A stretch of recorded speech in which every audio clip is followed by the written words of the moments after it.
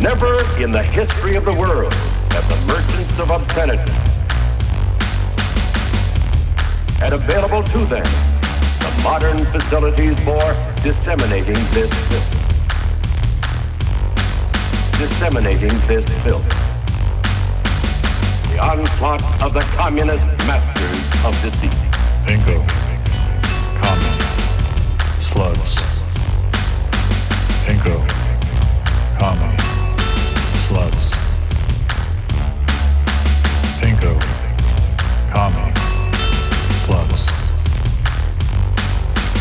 Pinko, Commie, Slutz.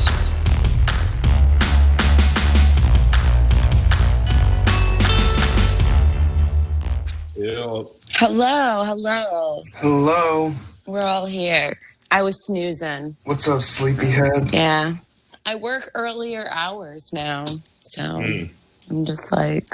What's your hours? I work 8 to 4. I'm up earlier these days, which... Carroll Gardens still? Yeah. I actually don't mind. I like being done work earlier. I don't mind getting up earlier. It's really the going to bed earlier that I dislike. But since there's no stand-up still, what the fuck? What else am I doing? Yeah.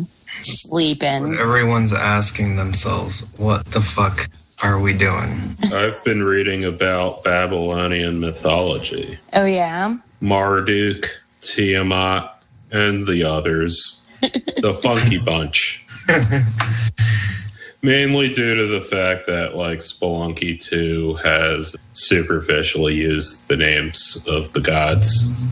Yeah, I've been playing an unhealthy amount of that game. I mentioned earlier how watching streamers of Spelunky 2, you realize a shocking number of people don't know how to pronounce Osiris. Do they say... Like, Osiris? Osiris?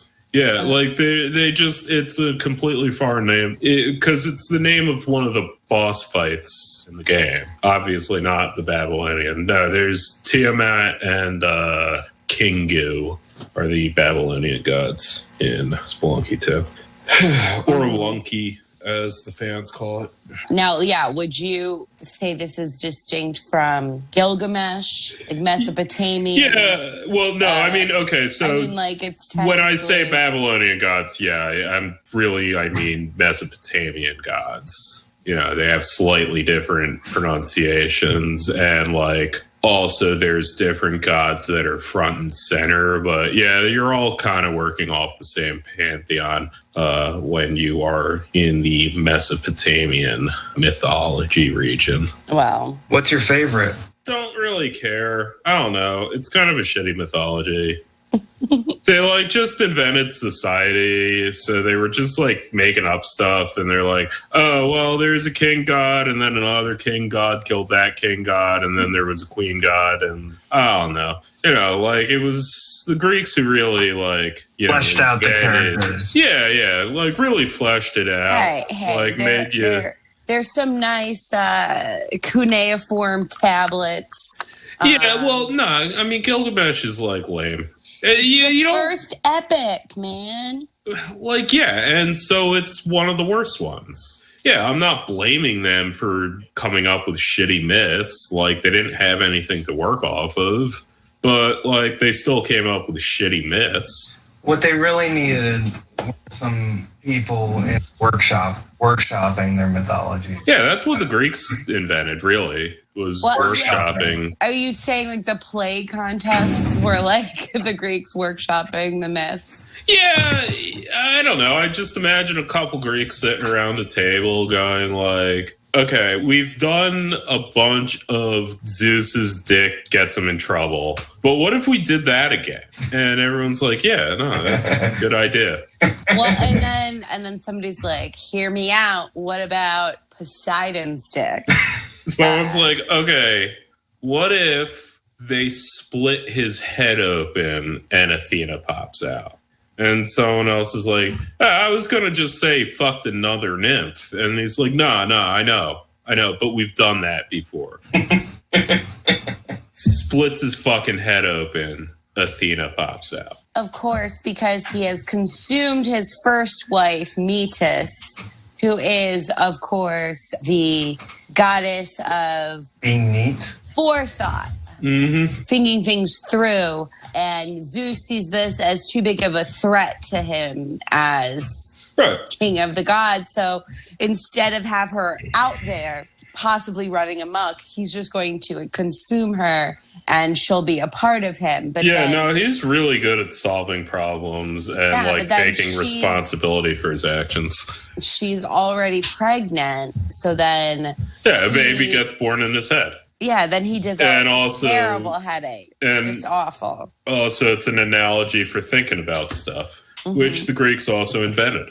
Yeah, no, anyway, so then, the Greeks... I will say the Greeks invented thinking about stuff, for sure. Yeah, sure. Well, okay, so the Mesopotamians invented, religion. The Greeks refined that. And then, by the time you got to the Norse, they're like, you know what? I don't even see this as a religion. I see this as an album. And, And then, we invented metal. Yeah, and that's the history of inventing things. It's the history of inventing things. From Enkidu to black metal. Mythology. So I've been forced to rewatch Dexter. Oh, yeah. Lame. That sucks. My boyfriend's never seen it and decided to watch it. And I'm just remembering every plot point that I did not enjoy as it comes upon Give us a couple of them. The second time around, I have zero tolerance for the character of Deb. She's the worst. She is the worst. She's got... I don't like that actress. She always looks like someone hit her on the side with a pan on her head. Yeah. So they make her insufferable, I think. Just because I know what's coming with the final really shitty seasons. I'm ugh. All I know is that there was she was on those bikes all the time. She was a workoutaholic, right? Yeah. It was a lot of working out. Super skinny. And I think it was all just an excuse to have her in skimpy clothing on a bike doing exercise. Also on a treadmill, I guess. Oh, yeah. Yeah, I only saw the first season. Me too. Me too. And I tried watching the second season, and I was like, no. I saw the first season. I was like, oh, this is okay. And then I just never watched it again and never thought about it. Same. I tried watching the second season. My problem was the most interesting things about the first season was how he didn't have feeling. How he couldn't... How he othered people who had feelings and was like, that's not me. Right. I got Yes, rewatching it, I am struck by what a completely rudimentary understanding the show has of what a psychopath is. Yeah. It's they pinned themselves in early on. Exactly. Very narrow definition. Exactly. And maybe we don't know for sure. That was exactly my feeling. The writers pinned themselves into a corner. You know what's fun rewatching it is there is copious use of the R word in the show. Oh, sweet. I like to remember there's a lot of it's mostly dead. Ard. It's mostly just dead saying, "Oh, you can bleep that out." Yeah. You can R word that out. But it's very funny for me to remember. Oh, that's right. 2007, we were still in this world. Yeah, no, it was totally fine. And the only person who ruined it was Sarah Palin. The reason, no, and this is 100% true. The reason that we can't say that word anymore is because at a certain point, Rahm Emanuel was bitching about left-wing Democrats. And he's like, those fucking R's are fucking ard, past tense. And then Sarah Palin, who famously has an R son, I'm just gonna say it. Wait, are we pro or against R word? Well, I'm not taking a position on it, but I'm just going to continue to say R word or just R. or ard if it's a verb in the past tense. But anyway, Sarah Palin's What if son, it's someone that's literally slow? Well, okay, so Sarah Palin's son is literally ard as fuck. No, I don't mean mentally. I mean if they're just... Oh, yeah. Retardando. Yes. If I have a fire retardant, that's called a fire retardant. That's what it is. It retards fires. Anyway, that's what a fire retardant does. We're not talking about that. We're talking about Sarah Palin's arson. Not to be confused with arson, which you would respond to with a fire retardant. Which that would be like one of her older sons, if anybody. Anyway, so she decides to take the grandstand and go, Rahm Emanuel should feel bad about that. And then, like, a bunch of liberals latched on and were like, oh, actually, like, yeah, it's kind of fucked up we use that word. And so then we stopped using the word. But what's fucked up is that Rahm Emanuel sucks. And well, yeah, and also immediately afterwards, Rush Limbaugh rushed to Rahm Emanuel's defense. And he's like, I don't see what the problem is. He called a bunch of fucking R's. And then, like, people went to Sarah Palin and are like, well, okay, are you going to condemn that? And she's like, absolutely not. That literally happened. The funniest part of this, the funniest part of this is on the spectrum of vice presidents, she's the most ard of us. Yeah, but then, like, Trump leapfrogged as president. So, like, good for him for, like, really breaking the door open for R's running in the Republican Party. That's true. There was big news this week that Trump has been shitting his pants in front of us this whole time. That's cool. So if you were wondering what the Diaper Don hashtag was about, it wasn't just saying, oh, he's a crybaby. It was saying he's literally been wearing a diaper the entire time. Pretty funny, I guess. Respect. I mean, also, the people came out, former producers on The Apprentice, to confirm this. And one of them in particular made the claim that not only has this man been wearing a diaper for this entire time, that he has been shitting his pants on his emotional cues in front of us. That when he's particularly angry, he will do it. That's weird. He gets angry quite a bit. Yeah, so apparently there's quite a few times he's met with world leaders that he's just pooped his pants. Yeah, I'll say this. What they said after the Lewinsky scandal, he's not the first president who did it. He's the first president to get caught. That's true. He's definitely not the first president who did it. Like, George Bush Sr. absolutely shat his pants in front of foreign leaders. That's just off the top of my head. George Bush Sr. is always shitting himself. Yeah. Johnson did it, but, like, on purpose. To show dominance. Yeah, and it worked. I mean, if you're over 75 and can, shit on cue, like, more power to you. I don't know. I don't got much for this. As it's well known, I have an extreme aversion to all things scatological. Yeah, Marla's got a thing about this, and I'm not quite sure where it stems from, but I have no idea.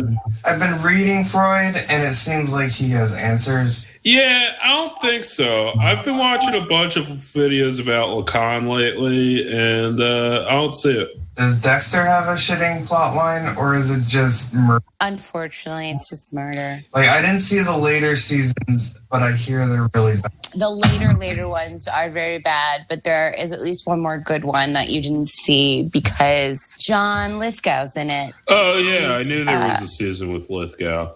Oh, yeah. I think that was the season that, like, was playing when I was in college and, like, going over to Redner's house, and they would, like, constantly have shit on the big screen, and, like, one of the things in Roto was Dexter. Yeah, because I remember seeing a Dexter with Lithgow on, like, a projector and not having the context to enjoy the show, and also I was on, like, a bunch of drugs at the time. Mm-hmm. I remember that time period because it was around the same time as every fucking R word was watching Lost. I hated that show so much. I have not seen a single fucking episode of Lost. I've seen the first season of 24. Wow. I've not seen a single goddamn episode of Lost. I definitely watched Lost, but 24. Oh, yeah. Could not. Okay, so the first season was okay, where you're like, wow, I appreciate like the attention and this like vision they have of doing a real-time show. And then by the second season, you realize, oh, they actually aren't doing that at all. And also this guy really hates women. And yeah, and Muslims. I got out of it before the Muslim shit, just because, like, basically 3 episodes into season 2, I was like, he has a thing about women. Like, every woman on this show is either literally evil or fucking ard. Also, I have a title idea for this episode. Yeah, what is it? The R one. Is there anything like happening in the world around us, or are we just going to devolve into a pop culture talk podcast? Look, it was Thanksgiving. Oh, yeah. Give us a break. Yeah, no, actually, yeah, I remember. Yeah, I wasn't really paying attention. But also, it was like kind of fake Thanksgiving. I mean, there were like 5 people at mine. I don't know about any of yous. We had 3. No, it was just the 2 of us, but I got Boston Market. Well, you had your family plus 3 people, or? No, it was just me, Ariel, and Ariel's mother. Oh, okay. Went over to Mom. And she lives in a nice cottage. And so we were totally doing cottage-core. Oh. Nice. No, I guess, nothing's been happening in the world. Never mind. Let's talk about early 2000s television. I caught the last half of the dog show, and that was funny. There was a dog that was named Jimmy, and then they were saying that it was named after Jimmy Fallon. Commercials went on, and then it was the rerun of the Thanksgiving Day parade, and there was Jimmy Fallon being very hungover. Yeah, they did the Thanksgiving Day parade, but like with nobody. Yeah, which is for the best. I mean, Al Roker was still there looking like he didn't want to be. Then I turned it off. We're spiking in New York. It's coming back. Yeah, it's spiking all over the place. I just saw that New York we're similar caseload as we had in May. Yeah, and yet we're not doing the same things about it. Yeah, it's really weird how we're just... So, like, our entire basis was just, we're tired of dealing with it, so we won't anymore. Which reminds me, actually, this blurb of a fucking interview I saw with Joe Biden. More of a soundbite of Joe Biden's. We can fight the virus and not hurt economic growth.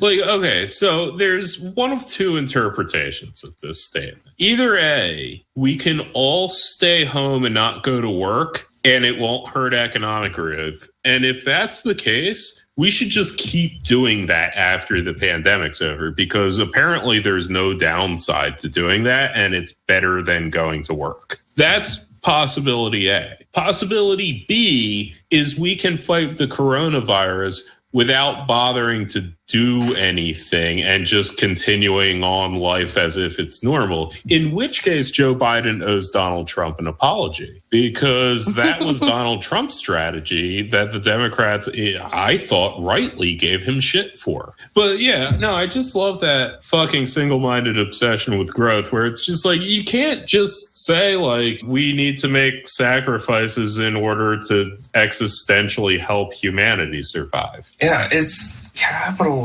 The conflict isn't between the virus and humans. We know the answer. Right.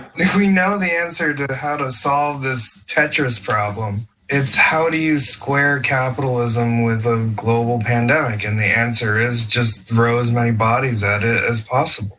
I mean, Vietnam, the most commie of commie countries. Asterisks, but yeah, sure. Yeah, the superior. We'll just say one of the few still extant, actually existing socialism states. Yeah, the Marxist-Leninist, 35 deaths. And thank fucking God they tortured John McCain to allow themselves to win that war, so they wouldn't have been replaced by some U.S. puppet state. Some fascist would have just killed 2/3 of the country from the coronavirus? South Korea or Japan. I wouldn't marry too much on that because I'm sure they did better than the U.S. did.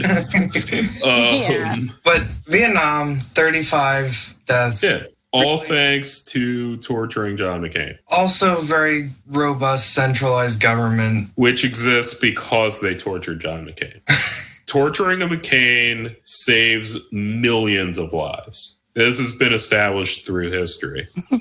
And it is the official position of this pod, for sure. If you want to solve coronavirus, there's still McCains out there that we can torture. I solicit our audience to do so. Commit a crime. I'm legally soliciting you to commit a crime. No, but seriously, the conflict isn't between humans. We know the solution. This was the thing that it was so frustrating in the beginning with Cuomo. And right now, I mean, he's still under Blasio when it comes to the schools. Is that what he's up to? Because last I heard that de Blasio was opening in 2 weeks. Oh, I heard that he tried to, stop de Blasio from closing him again. And, that's one of the things. Living in New York, I didn't realize, honestly, why people hated de Blasio more than Cuomo throughout all of that. Because de Blasio did kind of knee-jerk just go, we should just shut everything down. And Cuomo was pumping the brakes on that the whole time. And, I frankly, I didn't understand why Cuomo got, the fucking golden boy treatment and everyone shat on de Blasio. No, de Blasio is not a good mayor. Oh, but I'm not saying he is. No, he's 100%. Yeah, I'm not defending de Blasio generally speaking. And also, I will defend de Blasio insofar as, holy shit, I've never seen one man spend 4 to 6 years just making absolutely every person hate you. It's fascinating how extremely conflicting groups hate Bill de Blasio for completely opposite reasons. Yeah, I just hate him because he's kind of too tall. I did not see why de Blasio got shat on for coronavirus versus Cuomo. I think Cuomo was way worse. Yes, Cuomo was way worse, but he gave a newsworthy press conference every day, which they ate up, whereas de Blasio gave these very mournful, which I think, again, should be the tone that he takes. I love that Cuomo yelled at that reporter. Did you see that? It was about the school closing in that press conference that he held hours before de Blasio just in order to get out in front of him so that he could take credit for it. And he just screamed at a reporter. The guy was like, wait, you're giving us mixed messages saying that we need to close it or we don't need to close it. Well, some parents are confused. And Cuomo goes, no, you're confused. And then they shut down the schools 2 hours later. He's a real R word. By that, I mean really fucking Dago-y. Oh, I mean, they both are. Did you see that Dago that set up an autonomous state in Staten Island? Yeah. I mean, Staten Island is already an autonomous zone. They just don't know it. Well, don't they want to do a breakaway? They don't want to be an NYC borough? Yeah. And there are businesses there that are we are not following any of the rules. Don't try to make Staten Island has consistently held up progress for New York by having a bunch of land, but then also a bunch of wealthier people who don't want us to dump our trash on the land. That's been general New York politics over the decades. We open up a dump on Staten Island, and then they don't want us to open up a second one, and it's a whole thing. I remember driving past their dumps. They just got piles and piles of trash on that island. Yeah.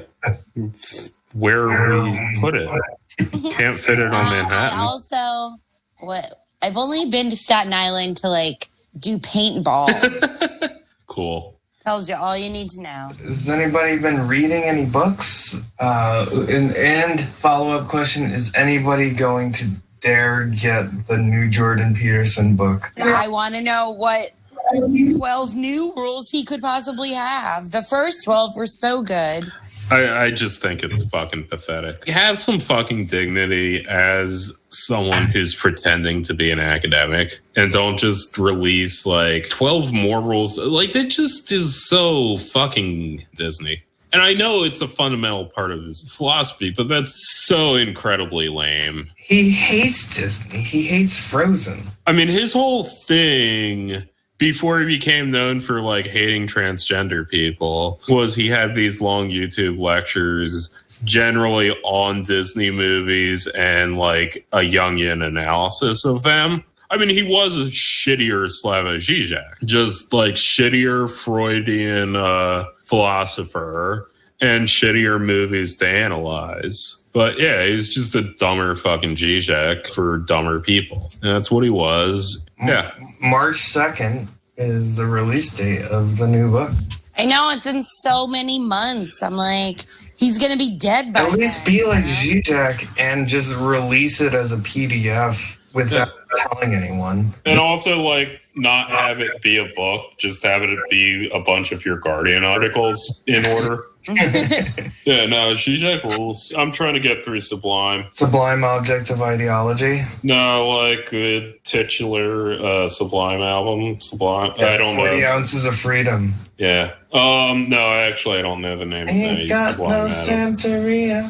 Yeah, I know, like, the songs that people know. No, yeah, I'm trying to get through Sublime Object of Ideology, which then, like, turned into this fucking deep dive on, like, TheoryTube for, like, what the fuck Lacan thought about stuff. Then I didn't get around to reading Sublime Object of Ideology, so I'm still about, like, 30 pages in. See, I went on a grand book journey where I tried to find that book in all the little independent bookstores around here. Could not find it, but I did pick up Althusser's On Ideology, which is one of the things you should read before Sublime Object of Ideology. And he also has an essay in there about Freud and Lacan. I'm still looking. If anybody knows where I can go journey, I don't want to. Yeah, I just ordered it off Amazon like an asshole because there's no such thing as conscious consumerism. So that means I can do whatever the fuck I want. Yeah, that's what Marx said. Socialism's when you do whatever the fuck you want. It's what he said to me personally, at least. He did that seance. Just buy Coca-Cola directly from vendors who are based out of Israeli settlements. It doesn't matter. Support BDS. There's a difference when it's like an org. Actually, not really. I don't know. Nothing matters. Fuck it. What about you, Bunny? I'm not reading these days. Are you joking? I think I was just rereading Stephen King, which is what I do. Just periodically. I like to reread Stephen King short stories. I didn't know he did short stories. Oh, yeah. His short stories? Yeah, no, I've never actually read a Stephen King novel, but I've definitely read his short stories. Yo, that movie Stand By Me, that was a short story. Shawshank Redemption. Oh, yeah. It's a fucking short story. Shawshank. Yeah, I mean, some of them are, veering into novella territory, but... And also he's got a few, like, collections that are, like, thematically or, like, through plotly related. No, that's got some short stories. God damn, like, tell me you're Stephen King in the 80s and you're doing as much coke as him and you're not also blasting out short stories. He would do a chapter of, like, whatever fucking Dark Tower shit where it's like, oh yeah, part 11,012 about the cowboy going through the time portal to the Ninja Land or whatever the fuck that shit's about. And then, like, he'd get a chapter done and then just write 8 short stories. He's prolific, dude. I actually was rereading one in particular, which is called Quitters, Inc. It's about a person who signs up for a extreme help in quitting smoking, but doesn't realize just what he's signed on A for. Faustian bargain?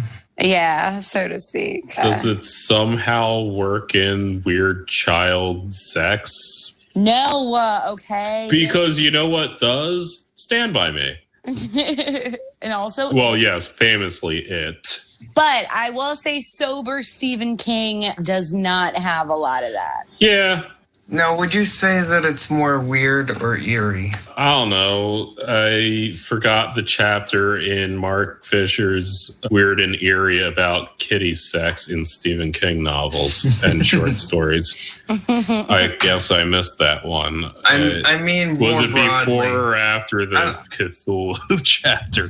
I mean, more on H.P. Lovecraft to whatever you would consider. Yeah, I don't remember that well. I've read that. I'm asking Bunny, not you. Jesus. You're asking about technical terms as defined in a book. I mean, I'd say both apply to Stephen King.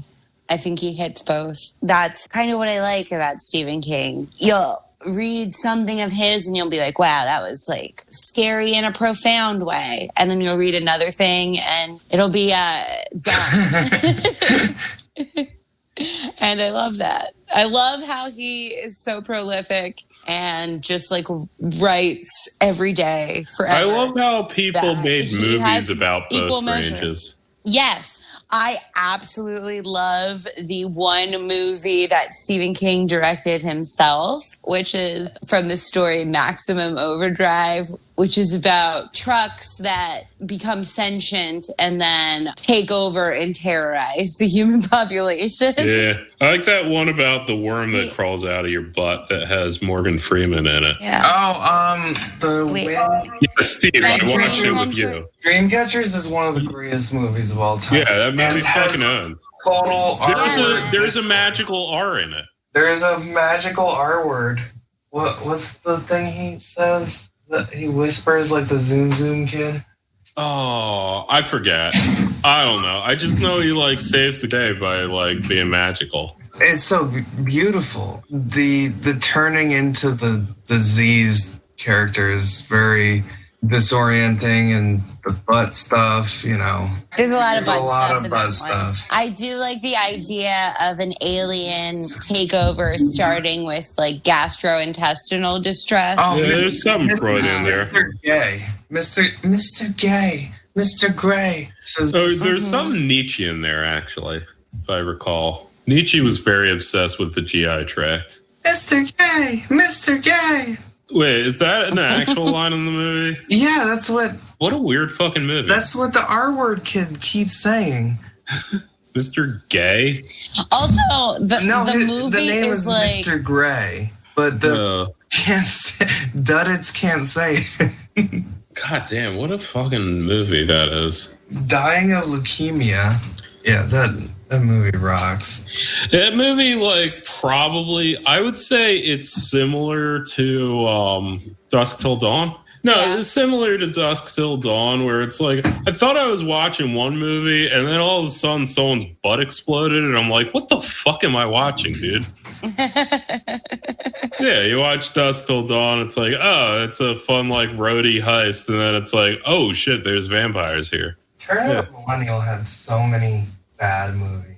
I've been kind of going through them, but today I watched a classic bad movie, Matrix Reloaded. Yeah, I mean, I think I saw it once in theaters. I saw it in theaters as well, what you did in 2000. Yeah.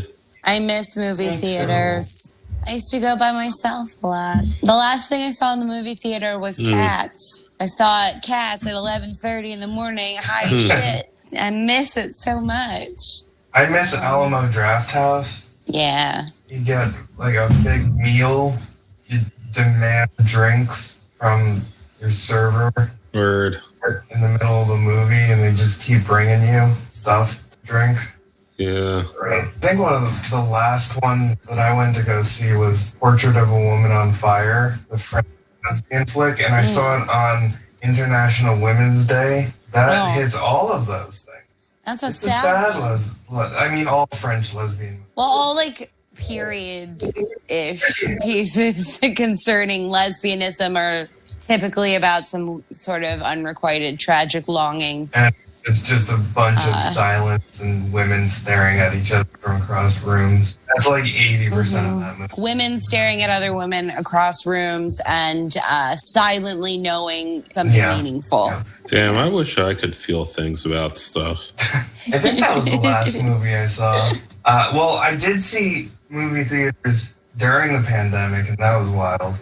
I went down to Delaware, and there was one movie theater, and we went every night that we were down there because it was so amazing just to be in the theater again. There was only like 3 people other than us, and it was Jurassic Park, Jurassic World, and some other movie, The Rental. And we went every night that we were down there just because it was a movie theater. I mean, what else are you going to do? Nothing else was open. Have you guys been to a drive-in? No. That was such the game. I mean, I'd like to, but I don't know. The weirdest thing about the pandemic is like me realizing how much I still feel like, oh, what a big to do. Like for me, I liked the opportunity to like somewhat spontaneously on an off day, a day that I have off, that I could just like decide in the morning that I'm going to go see a movie. I liked that. You got planned shit. I wasn't like going to the movies to like go on a 1999 date or whatever. Is also how I imagine going to the drive-thru feels like. I went to a drive-thru, and it was pretty awesome. I was up hiking, and there was a drive-thru in Beacon, and cool. It seemed to be makeshift, and it was in the back of a frisbee golf area. And if you kept going through the woods, there was this little field that looked like it had been a baseball field that they took out all the baseball stuff and just put the projector. And we got some chairs and watched Jaws. That's good. I think it would be fun to watch a movie I've already seen in that setting. Yeah, it was good well. that it was. And it was sad because they were also playing Jurassic Park after that, and it would have been another Jurassic Park viewing. Do you like Jurassic Park? I like Jeff Goldblum in Jurassic Park. I like the entire everything about Jurassic Park. I read the book Jurassic Park when I was like in the 4th grade. It's a bit more violent than the movie. How so? The deaths are more explicit. You know how in the movie, what's his face? Newman. The guy who plays That's how we're talking about it. It's almost comical how he's killed in Jurassic Park in the movie, but in the novel, you're just sort of with him in this moment as his flesh dissolves. Also, the guy who like started the park gets killed by very small dinosaurs. I remember that in the book. They don't even like introduce them in the movie, but there was some particular breed of like chicken-sized small dinosaurs that were like sort of nobody was as fixated on, but it's sort of ironically these are the dinosaurs that take down the main guy. I want to have sex with the dinosaur. So yeah, it's more violent. You get more detail about. Yeah, no, I remember that. I think everyone's gone through a Crichton phase. That's what you do in 5th grade. You want to like read your first book that has the word fuck in it. So you read a Crichton book, which is a book written for babies, but it has the word fuck in it. Yeah, no, I read Timeline, that one about the nanomachines, Andromeda Strain, Jurassic Park, and others. Yeah, he always had like little diagrams in his books and shit, like with the science shit. Shit ruled. Timeline I was obsessed with. But anyway, despite Stephen King being quite a 73-year-old man these days, I still like it. Did you like that show? There was an HBO show. Spiders. The Outsider? Yes. Yeah, that was very weird. Although I didn't like the way it ended. I mean, it was very on brand, where you're like, we could be looking at just a mundane sort of real life evil. And then it's like, psych. It's some kind of monster. Yeah. And that's where it lost me. That's the hardest part about those movies is introducing not it being cheesy or stupid. And usually it's cheesy or stupid. Well, and it's like there's something Mary. about Well, when you read a Stephen King and you're kind of like intimate in the story, you'll go along with a lot of things because you're already there, right? But then somebody trying to take that same story and present it as a visual narrative presents a lot of problems. Because there's a lot of things I appreciate about Stephen King. I really love that his entire creative oeuvre is like one giant multiverse that's all technically connected. And what's funny is that my favorite works of his are his short stories or the bits that aren't like straight up horror. Like I love 11/22/63, which is primarily about time travel and the idea of someone going back in time to stop the Kennedy assassination, which the other fun part of that is you read that book and you're like, you know what? I do think Oswald did it. Yeah, that's one of my least popular opinions is I kind of just think Oswald did it. I don't think it's that big of a deal. Yeah. And he should be heralded as a hero. Yeah, sure. He was a commie. No, he was kind of like a sniveling, wife-beating piece of shit who was conveniently communist. They always have to beat their wives. To serve his like weird delusions of grandeur. He literally tried to defect to Russia, and they were like, no, thank you, Yeah, because sir. the Soviet Union could see a bad egg from away. Or they knew he was more useful here.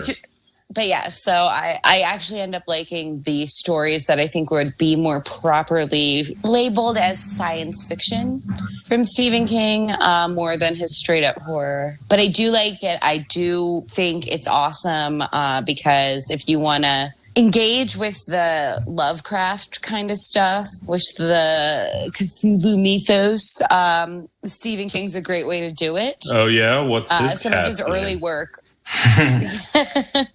But that's the thing. If you want to engage with it without the racism, but it is fun. Like, that's how the am I problem to with it. Is that it is that fun. there is an ancient cult that worships a dark horror god if they aren't savages with dark skin who are of certain races? Well, you know, Stephen King figures it out, and sometimes they are children with blonde hair. Okay, but maybe there are words. Maybe they're like great-great-grandparents fucked a metaphor for a black person. I am making the point that Children of the Corn, which is one of King's most effective short stories, is essentially a Lovecraft story, but instead of it being savages, it is a little farm, blonde hair. Yeah, well, no, because Lovecraft does that too, and they're always like essentially Boston Brahmins who like have some English nobility in their blood, but like it turns out that like back in the like 1600s, they had a relative who like fucked a dark god, but it's clearly a metaphor for they're not all white. And that's how Lovecraft handles that. And they spend like the whole story like researching their family and suddenly finding out they have like webbed hands. I recently saw Children of the Corn, the OG. I only watched the South Park parody myself. I love the short story of it. Back in the day when I was a nanny, I had a book of Stephen King short stories, the collection that has Children of the Corn in it. And the kid I was watching was sort of like, well, tell me one of those stories. And I was like, they're too scary. And she insisted. So I tried to like water down the Children of the Corn, and it was still too scary for her. Nobody died in the watered down version that I was giving. But just the thought of a primordial behemoth monster in the middle of a cornfield was too scary. The guy that played the main child who had the like short, he comes back in a later sequel to reprise his role. And I found that interesting that they tried to keep continuity within the universe because he has one of those like growth shortening diseases. So he stays looking like a child. Yes. But they just kind of like go off. Do they? I only saw after a while. There's not like a whole series that King wrote. He's just got the original short story, which is in Night Shift, which is maybe my favorite collection of his short stories. The Mist is also... Oh, I heard that movie's actually pretty tight. Yeah, I've never actually seen it, but I heard it's pretty good. Yeah, I like it. But there's some early King stories, I think, actually in Night Shift that are really... Like Jerusalem's Lot is literally just a repurposed, I believe the Lovecraft is called Salem's Lot. Jerusalem's Lot, like Salem in the grander Stephen King universe is almost always short for Jerusalem. But yeah, it's essentially the same plot points of a Lovecraft story. It was like a young Stephen King experimenting with that. But anyway, I like it. I think it's good. And also, Lovecraft famously does not film. I mean, it's hard to make a Lovecraft movie. Colors Out of Space is really good. Yeah. Well, yeah, it's hard. I mean, it's hard to make a Lovecraft movie because so much of it relies on quote unquote to quote Mark Fisher quoting someone else, the general formula of a Lovecraft story is to describe a thing as indescribable and then promptly move on to describing it. Like Cthulhu, it's indescribable. Anyway, it's got like octopus tentacles on its face and like bat wings. Super scary, guys. But it's indescribable. But the horror of it. No, because it's got like tentacles on its face and like bat wings and it's super spooky and shit. Yeah, it's super spooky. But as much as I'm telling you how spooky it is, you can't. Yeah, no, I mean, it'd take fathoming like bat wings and tentacles on a face. Like, and you can't fathom that. How can you fathom? Well, that's sort of what Mark Fisher talks about when he talks about the weird, which is that it is beyond our comprehension in the material world, which is almost all of the horror of it in the literary space. Yeah, I just remember one was an absent presence and the other was a present absence or something. Yeah, it's literary criticism for you folks. The other movie that I watched today was World War Z. Oh, that's a fucking piece. It does start in Philadelphia, and I remember when I first watched it, I heard on the ambient TV in the background, Yuki, Washington. And I'm like, does this take place in Philadelphia? The first scene is. Yeah. Because Yuki Washington, cousin of Denzel Washington, is an anchor for KYW3 Philadelphia and has been since the 90s. And also ever since then, you needed a local news station to get an exclusive interview with Denzel Washington. KYW News 3. I feel like there is a Marxist analysis of the movie dealing with global capitalism and Brad Pitt's character as like Superman, but the UN ambassador. Basic political analysis is it's just a fluff piece for Israel.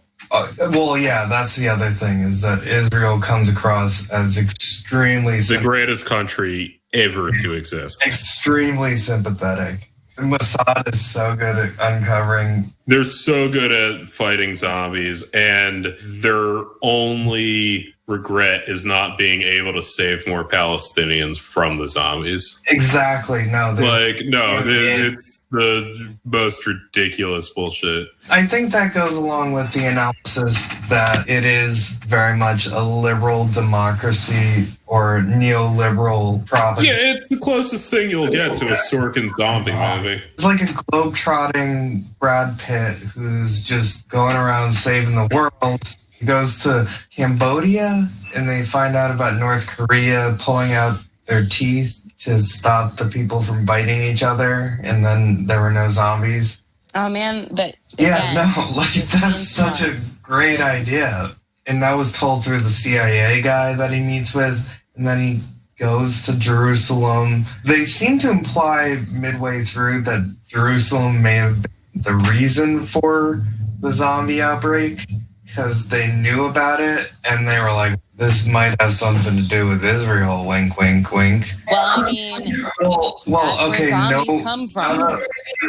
Jesus, None the of original Jewish zombie. people were in the towers of zombies. You also could have gone with a blood libel joke there, but yeah, that works. Would have worked better, actually. Blood libel joke. Why don't you do the blood libel joke? I always am going to go with yeah, that was Christ, actually the easily the original funniest zombie. one. I'll give you that. Oh man, wouldn't that be great if the second coming happened and everybody just were zombies instead of Wouldn't it be great if the second real coming beautiful happened heaven? and the Mahdi returned and Christ was at his right hand because Shia Islam is correct? That would be pretty cool.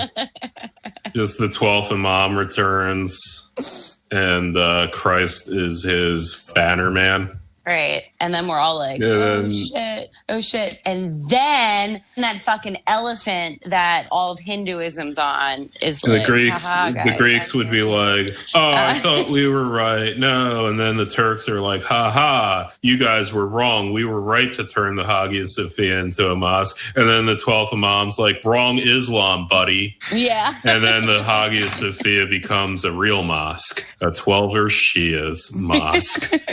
The other international group that this is a propaganda film for is the WHO. Oh, yeah, they have all of these international organizations, the UN, Mossad, CIA. Yeah, no, we apparently gave WHO an army at some point. Yeah. Yeah, that did happen. Well, wait, they did? No, I mean, in the background of the movie World War Z.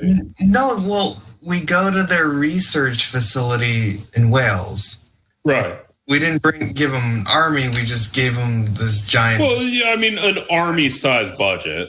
I'm sure they have an army. It's like the Pentagon of diseases. Yeah, I mean, it also wrongfully implies anyone literate is in Wales at any given time. It's the actor that plays the asshole in The Loop. Oh, shit, yeah, I forgot he was in that. Oh, man, he's great. Character actor, that guy.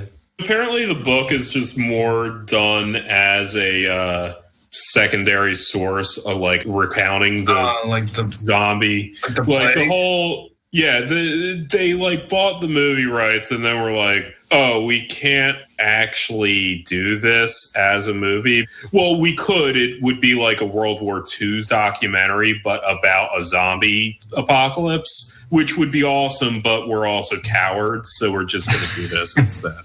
The way the book is like an oral history. Yeah, the way to actually do that book would have been to do a Christopher Guest movie, but about zombies. And that would have been awesome, but they weren't going to do that. Oh, well, then I should read the book. It's the shit I like, where it's just what if we did world building and didn't care about a narrative through plot at all? Which gets me to the thing you said you were going to watch for next week. Yeah. I'll try to get a few episodes under my belt. At least the last scene it sets up the next season. But all right, yeah, I'll try and do the season. Yeah, I'm down. Yeah. As long as by Christmas we have all watched. Oh, yeah, no, I definitely am going to watch Don't say Jingle Jangle. No. I did. Look, I watched Jingle Jangle today. No, we're going to watch what? No, Christmas in the City. Yeah, no, absolutely. 100% I'll do that. Is what I want us to watch. It is my favorite of the genre of cheap holiday rom-coms. Yeah, no, it sounds awesome. I'm definitely going to watch that. It's great. No, I wouldn't make you watch a musical, guys, which Jingle Jangle is a musical. But To the Lake is the series. And tune in next week for that. Yes. That's right, guys. It's not zombie apocalypse in current day Russia. All right. We've all had a happy Thanksgiving, it sounds like. Yeah, no, it was tryptophan. Yeah, we totally 2020 Zoom giving this shit. We had a laptop at the table like Elijah. Had a whole fucking place setting for this fucking laptop. That's right. Good night, and good night, course, everyone. Death to America. Of course, as always. As usual.